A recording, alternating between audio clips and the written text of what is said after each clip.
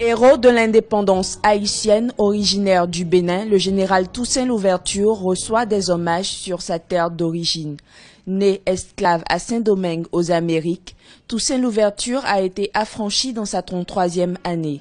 Gardien de bétail puis chef des armées noires, il est l'un des avant-gardistes de la lutte contre l'esclavage.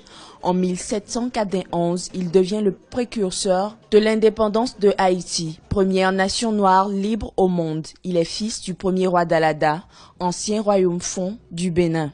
Toussaint Louverture est un grand homme. Il est célébré partout, il est célébré en Haïti, il est célébré en France. Pourquoi cette fête ne peut pas rentrer dans l'enveloppe culturelle de notre pays?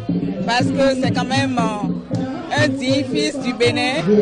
La commémoration de cette journée de Toussaint Louverture permet, à mon avis, aux jeunes béninois de savoir puiser dans la vie et dans l'expérience de Toussaint la bravoure. Disons, la foi en soi-même.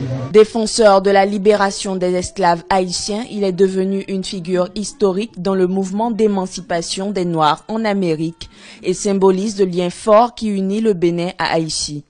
Toussaint Louverture, c'est le personnage le plus important dans l'histoire d'Haïti et même dans l'histoire de la lutte de l'émancipation pour la race noire.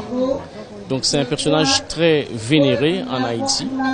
Et d'ailleurs chez nous, chaque 7 avril, il y a une cérémonie de dépôt de gerbes de fleurs à la statue de Toussaint Louverture.